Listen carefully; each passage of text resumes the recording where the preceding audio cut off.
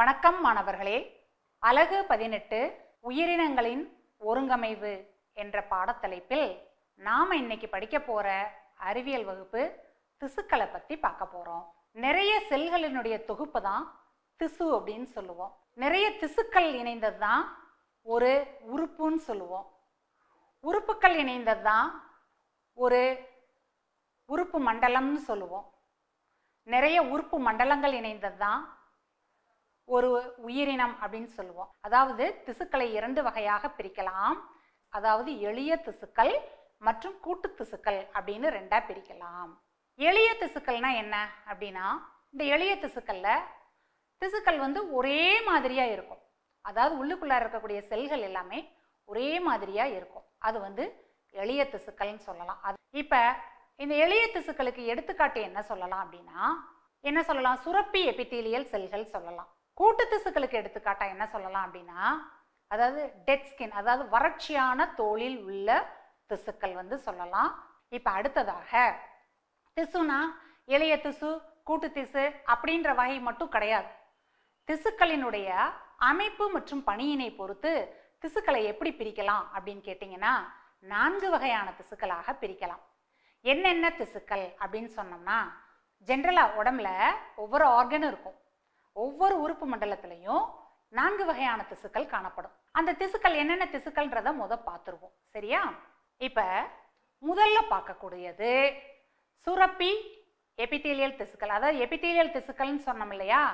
Epithelial திசுக்கள் அதாவது உறையீட்டு திசுக்கள் அப்படின்னு சொல்லலாம். அதாவது சுரப்பு செல்கள்ல இருக்கக்கூடிய செல்கள். சரியா? இரண்டாவதா படம் தெரியுதா பாருங்க, தசை திசுக்கள். தசைனா மசில்ஸ்ல இருக்கக்கூடியது. பொதுவா தசைனாவே நம்ம தசைனால என்ன பயன்? அசைவு மற்றும் இடப்பெயர்ச்சி. அதாவது நம்ம மூமெண்ட்டுக்கும் இடப்பெயர்ச்சிக்கும் இந்த தசை திசுக்கள் தான் வந்து உதவி செய்யும். சரியா? மூன்றாவது ஒரு திசு இணைப்பு திசு. அதாவது உடலினுடைய பல்வேறு பாகங்களை இணைக்கும் திசு தான் இணைப்பு திசு. அதாவது இரத்த செல்கள். ரத்தம் தான் எந்த இடத்துல கட் பண்ணாலும் வெளியில வர்றது என்னது? ரத்தம் தான். அப்ப ரத்தம் தான் உடல் முழுக்க வந்து பாயுது இல்லையா? அதனால உடல் முழுக்க அனைத்து உறுப்புகளையும் இணைக்கக்கூடியது இந்த இரத்த திசுக்கள். இப்ப நீங்க ஸ்லைட்ல பார்த்துட்டு இருக்கிறது நரம்பு திசுக்கள். சரியா? இந்த நரம்பு திசுக்கள், நரம்புனாவே உங்களுக்கு தெரியும், அதாவது நரம்பு தூண்டல்களை கடத்தக்கூடிய திசுக்கள். மூளையிலிருந்து உடலினுடைய அனைத்து பாகங்களுக்கும் என்னது?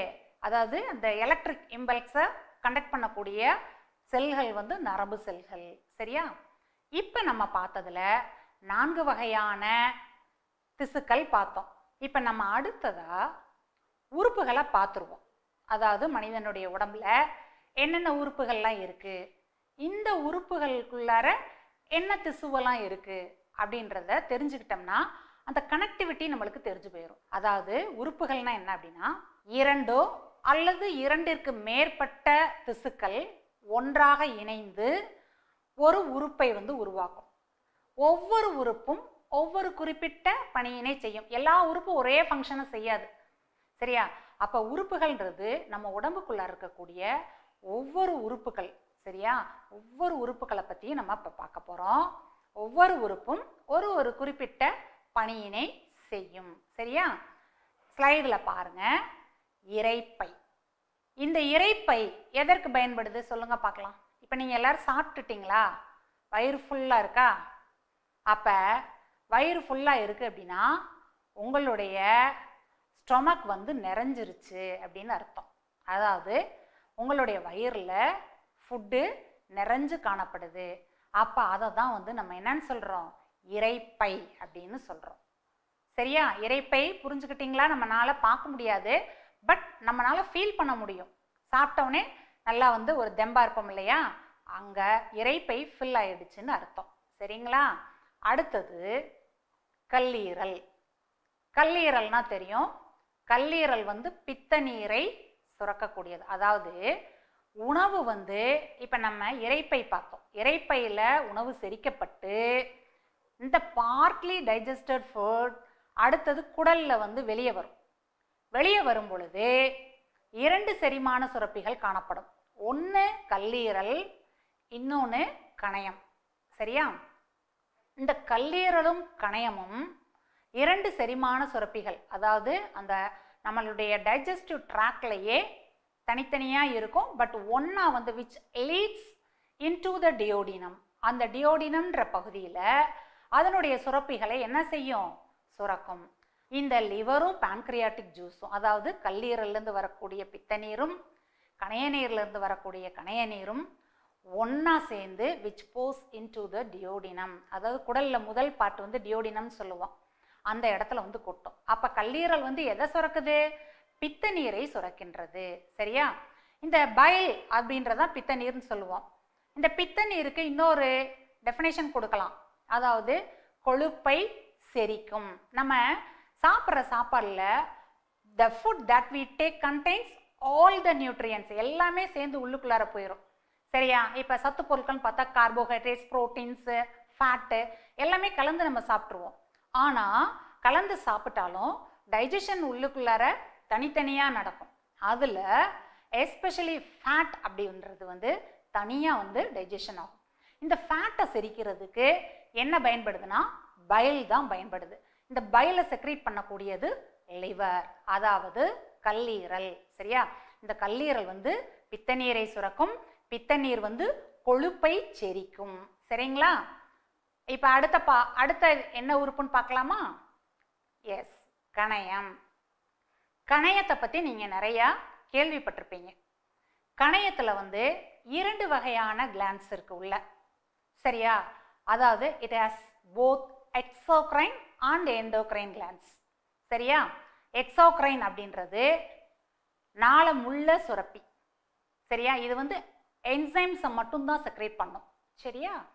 அடுத்தது எண்டோக்ரைன் கிளான்ஸ், அதாவது எக்ஸோக்ரைனும் எண்டோக்ரைனும் ரெண்டு சேர்ந்து ஒன்றாவே கணையத்துக்குள்ளார செக்ரேட் ஆகும். சரியா? நொதிகளையும் சுரக்குது, ஹார்மோன்களையும் சுரக்குது. எண்டோக்ரைன் கிளான்ஸ் ஹார்மோன்களை சுரக்கும். ரெண்டுமே சுரக்கிறதுனால இந்த கணையத்தை வந்து என்னன்னு சொல்கிறோம் அப்படின்னாக்கோ, கணையத்தை வந்து டியூயல் கிளாண்ட் அப்படின்னு சொல்லலாம். இந்த கணையத்தை பற்றியெல்லாம் நீங்கள் தெரிஞ்சுக்கிறணும், கேட்டால் சொல்ல தெரியணும். சரியா? இதுவும் நம்ம டைஜஸ்டிவ் ட்ராக்ல இருக்கக்கூடிய ஒரு உறுப்பு. இப்போ அடுத்த ஸ்லைட் பாருங்க, மண்ணீரல். மண்ணீரலும் இதுவும் வந்து க்ளோஸ்லி ரிலேட்டட் வித் எது? லிவரோட அசோசியேட் ஆனது. அடுத்தது நுரையீரல். நுரையீரல் உங்களுக்கு ஏற்கனவே தெரியும். நுரையீரலில் தான் நம்ம சுவாசிக்கக்கூடிய காற்று, அதாவது ஆக்சிஜன் உள்ளுக்குள்ளே போயிட்டு கார்பன் டை ஆக்சைடு வெளியே விடுது. சரியா? இப்போ பொதுவாக பிளட்டு வந்து எந்த இடத்துல பியூரிஃபை பண்ணுது அப்படின்னு சொல்லி கேட்டால் டக்குன்னு நம்ம என்ன சொல்லுவோம்? ஹார்ட்டுன்னு தான் சொல்லுவோம். பட் ஹார்ட் கிடையாது. Heart is only the pumping organ. சரியா?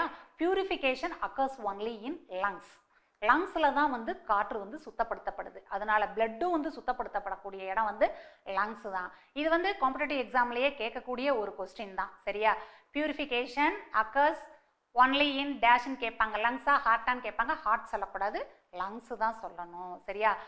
இப்போ லங்ஸ், அதாவது ஹார்ட் வந்து ஒரு பம்பிங் ஆர்கன் தான், அழுத்தும் உறுப்பு தான். சரியா? நுரையீரலில் தான் அது வந்து காற்று சுத்தப்படுத்தப்படுகிறது.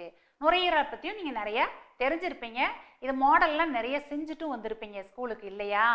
அழகாக செய்யலாம் இந்த நுரையீரலுடைய மாடல், இல்லையா? அடுத்து பாருங்க, இந்த ஆர்கன் என்னன்னு பாருங்க.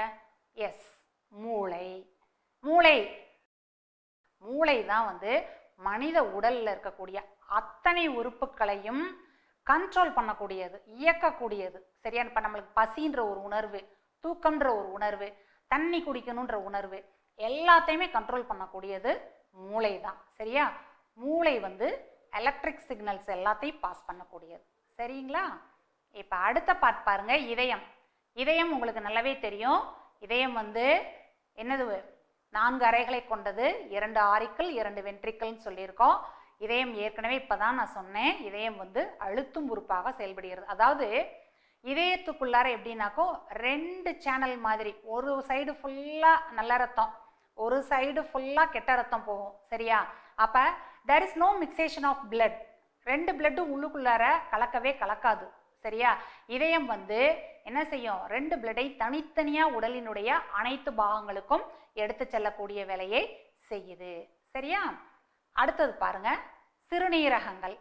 சிறுநீரகங்கள் அப்படின்றது நம்ம சாப்பிட்ற சாப்பாடுல இருந்து தண்ணியில இருந்து எல்லாத்தையுமே சுத்தப்படுத்தி கழிவுப் பொருட்களை வெளியில எடுத்து சரியா சிறுநீராக வெளியேற்றும் உறுப்பு தான் வந்து சிறுநீரகம் அப்படின்னு சொல்றோம். இது வந்து அவரை வடிவத்துல காணப்படும். இப்ப நீங்க என்ன பாக்குறீங்க சொல்லுங்க? எஸ், கண். சரியா, கண் அப்படின்றது முக்கியமான உறுப்பு.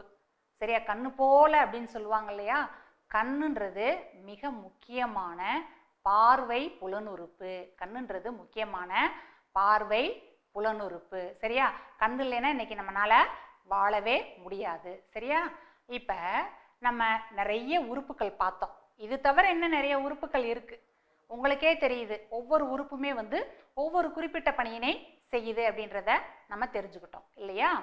இப்ப இந்த உறுப்புகளுக்கும் இதுக்கு முன்னாடி திசுக்கள் படிச்சோம் இல்லையா, அந்த திசுக்களுக்கும் என்ன சம்பந்தம் அப்படின்னு பார்த்தா பெரும்பாலான உறுப்புகள் சரியா இந்த 4 திசுக்களால் ஆனவை. 4 திசுக்கள் சொன்னோம் இல்லையா, என்னென்ன திசுக்கள்?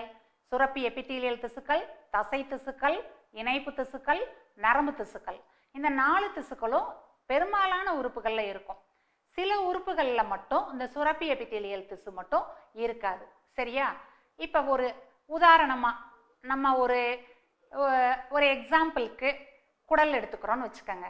இப்ப குடல்ல என்னென்னலாம் திசுக்கள் உள்ளுக்குள்ள இருக்கு அப்படின்னு சொல்லி நம்ம தெரிஞ்சுக்குவோம். சரியா, அப்பதான் நம்மளுக்கு ஒரு ஐடியா கிடைக்கும்.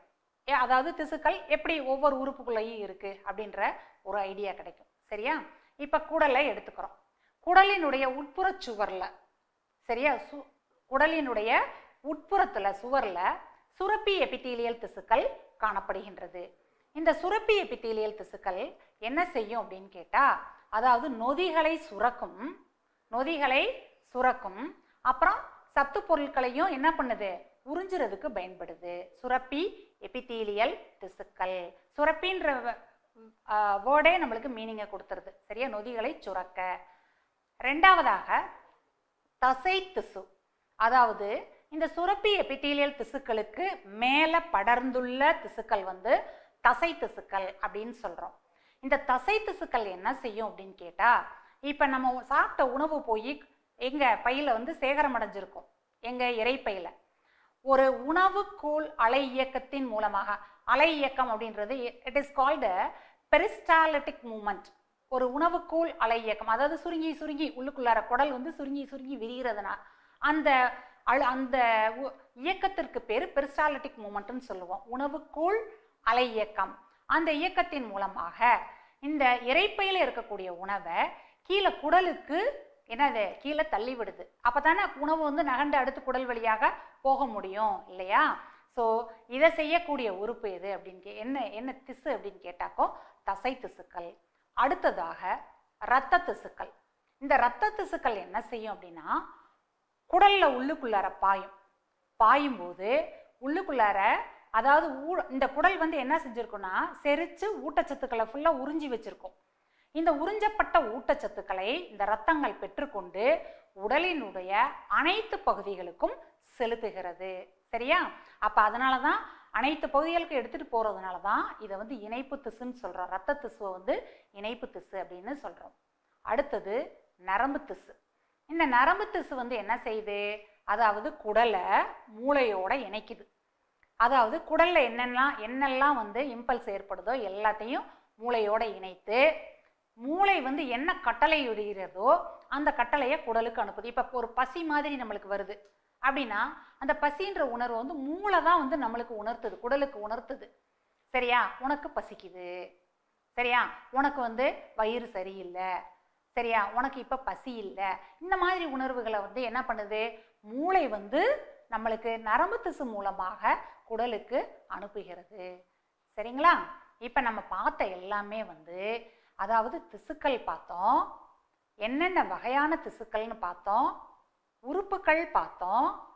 இந்த உறுப்புகள்ல என்ன மாதிரியான திசுக்கள்லாம் வந்து இடம் பெற்றிருக்கின்றன அப்படின்றத நம்ம வந்து தெரிஞ்சுக்கிட்டோம். சரிங்களா, இப்ப அடுத்ததா நம்ம பார்க்கக்கூடிய முக்கியமான பகுதி கண். சரிங்களா, கண்ணுன்ற ஒரு உறுப்பை பத்தி இந்த பாடத்துல பார்க்க போறோம். சரிங்களா, கண் இதுக்கு முன்னாடி லோயர் கிளாஸஸ்ல எல்லாம் நீங்கள் படிச்சிருப்பீங்க இல்லையா? அதாவது கண் வந்து படம் வரைஞ்சிருப்பீங்க சரிங்களா, பார்ட்ஸ் மார்க் பண்ணியிருப்பீங்க சரியா, நல்லா வட்டமாக அழகாக வரைஞ்சிட்டு நல்லா இருக்கா அப்படின்னு போட்டு போட்டு பார்ப்போம். எளிதில் வரையக்கூடிய ஒரு படமாக வந்து கண் இருக்கும் இல்லையா? இப்போ கண் வந்து பார்வை புலனுறுப்பு அப்படின்னு சொல்கிறோம். புலனுறுப்புன்னு சொல்லும்போதே நம்ம உடம்புல 5 வகையான புலனுறுப்புகள் காணப்படுகின்றன. கண், மூக்கு, நாக்கு, செவி, அப்புறம் வேற என்ன? எஸ் கரெக்ட், தோல் சரியா. There are 5 sense organs isn't it? என்னென்னு சொன்னால் eyes, nose, tongue, ears and skin சரியா. இந்த கண் அப்படின் போது கண் வந்து it is a organ of sight, அதாவது பார்ப்பதற்கு பயன்படுகின்றது கண் சரிங்களா. அடுத்தது மூக்கு அப்படின் போது சென்ஸ் ஆஃப் ஸ்மெல், அதாவது நுகர்வதற்கு. நல்ல வாசம் வீட்டில் சமைக்கிறாங்க அப்படின்னா நம்மளால நல்ல வாசம் வந்து தெரியுது இல்லையா, அம்மா என்ன சமைச்சிட்டு இருக்கிறாங்க அப்படின்றத நம்ம உடனே கண்டுபிடிச்சிருவோம். அப்போ நம்மளுக்கு சென்ஸ் ஆஃப் ஸ்மெல் இருக்குது அப்படின்னு அர்த்தம். அதுவும் ஒரு சென்சரி ஆர்கன் தான் சரியா. அடுத்தது நாக்கு. நாக்குன்றது என்ன அப்படின்னா நாக்கில் டேஸ்ட் பட்ஸ் இருக்குது, அதாவது கசப்பா, இனிப்பா, புளிப்பா, துவர்ப்பா அப்படின்ற பார்க்கக்கூடிய டேஸ்ட் பட்ஸ் நாக்கில் இருக்குது. இது என்ன சொல்லலாம், ஆர்கன் ஆஃப் டேஸ்ட் அப்படின்னு சொல்லலாம் சரியா. அதாவது டேஸ்ட்டை உணரக்கூடிய ஒரு உறுப்பு. அடுத்ததாக காது சரியா, ஆர்கன் ஆஃப் ஹியரிங், அதாவது கேட்கக்கூடிய உறுப்பு. காது வந்து கேட்கணும் இல்லையா, கேட்கக்கூடிய ஒரு உறுப்பு. அடுத்தது தோல், ஆர்கன் ஆஃப் என்ன டச் சரியா, அதாவது சென்ஸ் ஆஃப் டச். நம்ம தொட்டோம்னாக்கோ டக்குன்னு நம்ம மூளை வந்து ஃபீல் பண்ணிடும், நம்மளை யாரோ தொடுறாங்க, குத்துறாங்க, சுடுது சரியா, சில்லுன்னு இருக்கு, இந்த மாதிரி உணர்வுகளை நம்மளுக்கு ஃபீல் பண்ண வைக்கிறது சரிங்களா. அப்போ நம்ம புலனுறுப்புக்கள்லையே 5 வகையான புலனுறுப்புகள் இருக்கு. இந்த புலனுறுப்புகளில் மிக மிக முக்கியமான புலனுறுப்பு என்னது அப்படின்னு கேட்டால் கண். ஏன்னா கண் அப்படின்றது வந்து ஒரு சிக்கலான ஒரு புலனுறுப்பு. கண்ணுன்றது ஒரு தனிப்பட்ட முறையில் ஒரு இது மட்டும் கிடையாது, பார்த்த உடனே நம்மளுக்கு கண் 2 கண் இருக்குது அப்படின்னு மட்டும்தான் தெரியுது. கண்ணுக்குள்ளார நிறைய பாகங்கள் இருக்குது, அது ஒன்றும் ஒவ்வொரு பணியினை செய்யக்கூடியவையாக இருக்கும் சரியா. இப்போ இந்த கண்ணுக்கும் நம்ம திசுக்களுக்கும் இந்த உறுப்புகளுக்கும் என்ன சம்பந்தம் அப்படின்னு கேட்பீங்க. இப்போ எப்படி குடல்ல என்னென்ன திசுக்கள்லாம் இருக்குது அப்படின்னு சொல்லி பார்த்தோம் இல்லையா, அதே மாதிரி கண்ணில் என்னென்ன திசுக்கள்லாம் இருக்குது அப்படின்னு சொல்லி பார்த்தோம்னா இதில் சுரப்பி எபித்தீலியல் திசுக்கள் இருக்காது. அதற்கு பதிலாக தசை திசுக்கள் இருக்கும், இரத்த திசுக்கள் இருக்கும், நரம்பு திசுக்கள் இருக்கும். இந்த 3 திசுக்களும் இணைந்து தான் கண் அப்படின்ற ஒரு அமைப்பை உருவாக்குது சரியா. அடுத்தது பொதுவாக கண்ணுடைய ஃபங்க்ஷன் என்ன அப்படின்னு சொல்லி பார்த்தோம் அப்படின்னா, கண் வந்து டக்குன்னு சொன்னோன்னே என்ன சொல்லுவோம், பார்க்குறதுக்கு பயன்படுது, நம்மளுக்கு சினிமா பார்க்க, பாடங்களை படிக்கிறதுக்கு, அப்போ பார்க்குறதுக்கு சரியா, கண் வந்து பார்க்குறதுக்கு பயன்படுது. அடுத்ததான் வேற என்ன சொல்லலாம், நிறங்களை பிரித்தெறிவதற்கு, நிறங்களை பிரித்தெறிவதற்கு அப்படின் போதே அந்த பாயிண்ட்லேயே என்ன வந்துடுது அப்படின்னா, இப்போ பிளாக் அண்ட் ஒயிட்டில் டிவி பார்க்குறோம், கலர்லையும் டிவி பார்க்குறோம், கலர் டிவியும் பார்க்குறோம். நம்மளுக்கு தெரியும் இது பிளாக் அண்ட் ஒயிட் டிவி, இது கலர் டிவி அப்படின்றது தெரியும். நம்ம கலரை தான் ரொம்ப விரும்பி பார்ப்போம் இல்லையா. நீங்களாம் அப்படி தானே, கலர் டிவி தானே பார்ப்பீங்க, பிளாக் அண்ட் ஒயிட்டில் பார்க்க மாட்டீங்க. இப்போ கண்ணினுடைய வெளித்திரையில் பார்த்தீங்கன்னா குச்சி செல்கள், கூம்பு செல்கள் அப்படின்னு 2 வகையான செல்லு வந்து காணப்படுது சரியா. குச்சி செல்கள், கூம்பு செல்கள். குச்சி செல்கள் வந்து பார்க்கறதுக்கும், கூம்பு செல்கள் வந்து நிறங்களை பிரித்து பார்ப்பதற்கும் பயன்படுகின்றது சரிங்களா. அதனால நம்மளால என்ன பண்ண முடியும், 10 to 12 மில்லியன் நிறங்களை வந்து பிரித்து பார்க்க முடியும் சரியா. அடுத்ததாக மனித கண் வந்து மனிதனுடைய உயிர் கடிகாரத்தை பேணுகின்றது. அப்ப மனிதனுடைய உயிர் கடிகாரம் வந்து எது, கண்ணு. கண்ணை வச்சே உயிர் போயிருச்சா உயிர் இருக்குதா அப்படின்றத ஈஸியா கண்டுபிடிச்சிடலாம் சரியா. அடுத்தது மனிதனுடைய கண்ணானது ஒரு கேமரா மாதிரி செயல்படுது. இப்ப கேமரால என்னென்ன பகுதிகள் இருக்கும், லென்ஸ் இருக்கும், பின்னாடி வெளித்திரை இருக்கும், முன்னாடி பொருள் இருக்கும். இதே மாதிரி மனிதனுடைய கண்ணுலையும் 3 பகுதிகள் வந்து காணப்படுது. லென்ஸ் இருக்கும், பின்னாடி வெளித்திரை இருக்கும், முன்னாடி நம்ம என்ன பொருளை பார்க்குறோமோ அந்த பொருள் இருக்கும் இல்லையா. So it acts like a camera சரியா. கேமரா மாதிரியே நம்ம மனித கண் வந்து செயல்படுது. இப்போ நீங்கள் ஸ்க்ரீனில் பார்த்துட்டு இருக்குது கண்ணினுடைய அமைப்பு. இந்த கண்ணுடைய படத்தை நீங்கள் நல்ல ஒரு பேப்பர் எடுத்து வரைஞ்சிட்டு, பேப்பர்லேயோ நோட்லேயோ வரைஞ்சி நம்ம சொல்லக்கூடிய பார்ட்ஸ் எல்லாம் என்னென்ன வருது, பாகங்கள் என்னென்ன வருது அப்படின்றத நீங்கள் குறித்து பழகணும். சரியா? இப்போ நம்ம கண்ணை பற்றி பார்க்க போகிறோம். கண்ணின் அமைப்பு. கண் அப்படின்றது என்ன வடிவத்தில் இருக்கும்? கோள வடிவத்தில் இருக்கும். சரியா? கண் வந்து என்ன செய்யும் அப்படின்னா ஒரு குறிப்பிட்ட பணியினை செய்யுது. என்னதுன்னா பார்க்கறது அப்படின்ற ஒரு பணியினை செய்கின்றது. இப்போ கண்ணை வந்து 2 பிரிவாக பிரிக்கிறாங்க. அதாவது கண்ணினுடைய புற அமைப்பு, கண்ணினுடைய உள்ளமைப்பு அப்படின்னு பிரிக்கிறோம். இப்போ கண்ணினுடைய புற அமைப்பு, புறம்னாவே வெளியில. சரியா? வெளியே என்னென்ன பாகங்கள்லாம் இருக்குது அப்படின்னா ஸ்கெலிரா, கன்ஜங்டிவா, கார்னியா, ஐரிஸ், கண்பாவை அப்படின்னு 5 பகுதிகள் காணப்படுது. சரியா? இந்த ஸ்கெலிராவை வெளிப்படலம்னு சொல்கிறோம். அடுத்து கன்ஜங்டிவான்றது உள்ளுக்குள்ள இருக்க ஒரு சவ்வு, கார்னியான்றது வெண்படலம். சரியா? ஐரிஸ்ன்றது கருவெளி, கண்பாவை நம்மளுக்கு தெரியும். இப்போ ஒவ்வொரு பகுதிகளாக நம்ம பார்க்கலாம். கண்ணினுடைய புற அமைப்புல ஃபர்ஸ்ட் வரக்கூடிய பகுதி ஸ்கெலிரா. ஸ்கெலிரானா என்ன அப்படின்னா கண்ணுக்கு வெளியில இப்போ நம்ம பார்த்தோன்னே வெளியில தெரியுது இல்லையா, வெள்ளையா இருக்கக்கூடிய பகுதி. இது வந்து ஒரு தடித்த தசையிலான ஆனக்கூடிய ஒரு பகுதி. இது என்ன செய்யும் அப்படின்னா கண்ணினுடைய உள்ளுறுப்புகள் எல்லாத்தையுமே பாதுகாக்கக்கூடிய ஒரு பகுதி. இதுக்கு பேரு வெளிப்படலம் அப்படின்னு சொல்லலாம். சரியா? ரெண்டாவது கன்ஜங்டிவா. கன்ஜங்டிவானா என்ன அப்படின்னா அதாவது இந்த ஸ்கெலிராவுக்கு வெளியாக வெளிப்படலம் பார்த்தோம் இல்லையா, இதுக்கு வெளியாக இருக்கக்கூடிய ஒரு மெல்லிய ஒளி ஊடுருவக்கூடிய ஒரு சவ்வு. சரியா? ஒரு லேசான ஒரு ஜவ்வு. இந்த சவ்வுல என்ன செய்யும் அப்படின்னு கேட்டா ஒரு திரவம் வந்து சுரக்கும். சிறிய அளவுல கொஞ்சம் கோளையும் சுரக்கும். அப்ப சிறிய அளவுல கோளையும் சுரக்கும், கண்ணீர் நம்மளுக்கு வருது இல்லையா கண்ணீர், அதையும் சுரக்கும். சரியா? இது என்ன செய்யுது, நம்ம கண்ணை வந்து ஈரப்பதமா வச்சுக்கிறதுக்கு உதவுது. இப்ப நீங்க படத்துல பாக்குறது கன்ஜங்டிவா. சரியா? அடுத்தது 3வது பகுதி கார்னியா, அதாவது வெண்படலம் அப்படின்னு சொல்லுவாங்க. இதுவும் கன்ஜங்டிவா மாதிரியே ஒரு உரைதான். சரியா? ஒரு மெல்லிய உரைதான். ஆனா இது எதுக்கு மேல அமைஞ்சிருக்கு அப்படின்னு கேட்டா அடுத்ததான் நம்ம சொல்ல போறோம் இல்லையா, ஐரிஸ், கண்பாவை. இந்த 2 பகுதிகளுக்கும் மேல இருக்கக்கூடிய ஒரு மெல்லிய உரைதான் வந்து என்னன்னு சொல்றோம், கார்னியா அப்படின்னு சொல்றோம். இந்த கார்னியா எதுக்கு பயன்படுது அப்படின்னா வெளியில இருந்து வரக்கூடிய ஒளி கதிர்களை விலகல் இப்ப நேரா வந்துச்சுன்னு வச்சுக்கோமே, லென்ஸ்ல பட்டு நேராவே போச்சுன்னா ஒரு இடத்துல பிம்பம் வந்து குவிக்கப்படாது. கொஞ்சம் விலகல் அடைஞ்சாதான் ஒரு இடத்துல வந்து எல்லாமே குவிக்கப்படும் இல்லையா? அப்ப அந்த ஒளியை வந்து விலகலடைய செய்வதற்கு, அதாவது அதனுடைய பாதையை விட்டு கொஞ்சம் விலகுனாதான் அப்புறம் ஒன்னோட ஒன்று முட்டி ஒரு இடத்துல வந்து சேரும் இல்லையா? அப்ப ஒளியை விலகலடைய செய்வதற்கு இந்த கார்னியா அப்படின்ற படலம் வந்து உதவுது. சரியா? அடுத்ததாக நம்ம பார்க்கக்கூடிய பகுதி ஐரிஸ். ஐரிஸ் அப்படின்னா என்ன அப்படின்னா கருவெளி. இந்த ஐரிஸ்ன்றது ஒரு என்ன அப்படின்னா ஒரு நிறமிகால் ஆன ஒரு திசு படலம். சரியா? இது என்ன செய்யும் அப்படின்னா வெளியில இருந்து வரக்கூடிய ஒளியினுடைய அளவுக்கு ஏற்ப கண் பாவையை கட்டுப்படுத்தும். அடுத்துதான் கண் பாவை பார்க்க போறோம். கண் பாவை தான் ரொம்ப முக்கியமான உறுப்பு. சரியா? அந்த நம்ம கண்ணுக்குள்ளார அந்த கருப்புக்குள்ளார ஒரு டாட் மாதிரி தெரியுது இல்லையா, அதான் கண் பாவை. அந்த கண் பாவையை கட்டுப்படுத்தக்கூடிய வேலையை இந்த ஐரிஸ் செய்யும். கண் பாவை வெளியிலிருந்து வரக்கூடிய ஒளியினுடைய அளவுக்கு ஏற்ப அந்த கண் பாவையை அது கட்டுப்படுத்தும். சரியா? இப்போ ஐரிஸ் நீங்க பாக்குறீங்க. அடுத்தது பாருங்க கண் பாவை. கண் பாவைன்றது கருவெளியில நடுவுல தெரியக்கூடிய ஒரு சிறிய புள்ளி மாதிரி இருக்கக்கூடிய பள்ளம், அதுதான் கண் பாவை. இந்த கண் பாவை வழியாக தான் வெளியில இருந்து ஒளி என்ன பண்ணும், ஊடுருவி உள்ளுக்குள்ளார போய் வெளித்திரையில வந்து விழுகும். சரியா? So these are all the external organs of the என்னது ஐ, அதாவது கண்ணினுடைய வெளிப்புறத்துல பார்க்கக்கூடிய உறுப்புகள். சரியா? இப்ப அடுத்தது பார்க்கறது கண்ணினுடைய உள்ளமைப்பு. கண்ணுடைய உள்ளமைப்பு அப்படின்னாவே இப்ப கிட்டத்தட்ட முக்காவாசி எல்லாமே வந்து சொல்லிட்டோம். இப்ப உள்ளுக்குள்ள முக்கியமான உறுப்பு பார்க்கறதுக்கு என்ன வேணும் அப்படின்றத பத்தி மட்டும் பார்க்க போறோம்.